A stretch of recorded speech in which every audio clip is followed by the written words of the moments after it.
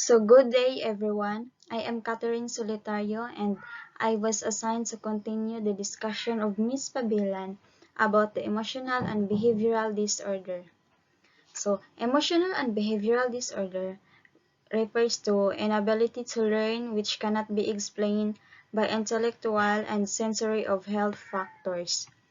Um, there are types or classification of emotional and behavioral disorder. First is conduct disorder. Refers to a group of repetitive and persistent behavioral and emotional problems in youngsters. A person with experienced conduct disorder may have difficulty following rules, respecting the rights of others, showing empathy, and behaving in a socially acceptable way. Second is anorexia nervosa. It is an eating disorder characterized by weight loss or lack of appropriate weight gain in growing children. It is the abnormality of low body weight. Next is bulimia disorder. It is serious, potentially life-threatening eating disorder, or people with bulimia may secretly binge eating large amount of food with a loss of control over the eating. It is the opposite of anorexia nervosa. Next is bipolar disorder.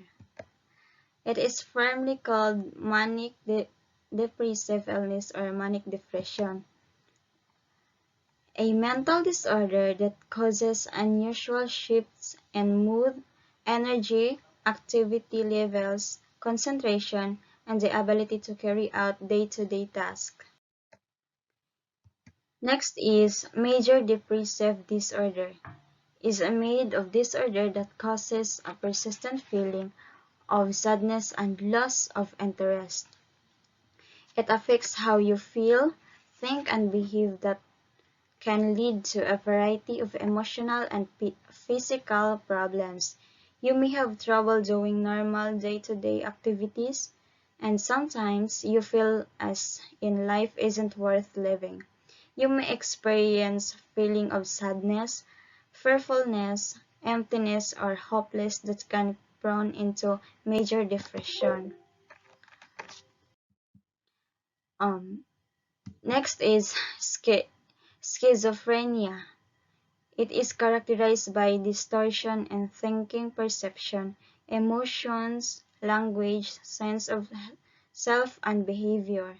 Common experiences include hallucination, hearing voices and seeing things that are not there, and delusions or fixed and false beliefs. Next is seriously emotionally disturbed or sad.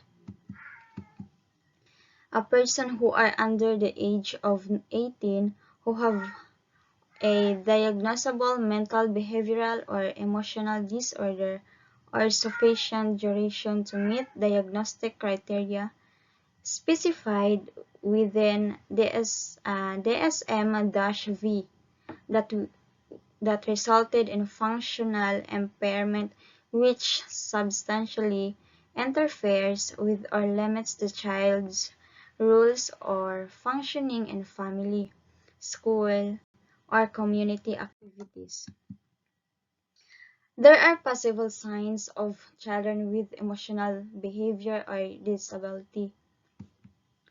First is disrupts classroom activities, impulsive behavior, attentive and distractible, resistant to change and transition in routine, does not follow or appear to care about rules, often speaks out with relevant information with no turn taking, preoccupied, poor concentration,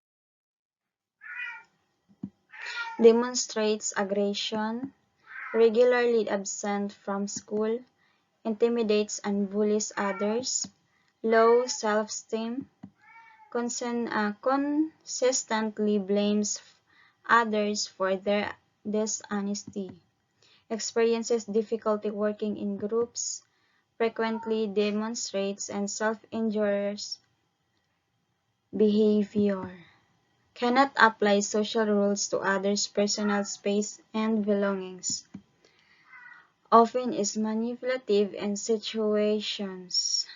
So those are the signs of emotional and behavioral disorder. So I hope you learned something about our report. Um, Goodbye.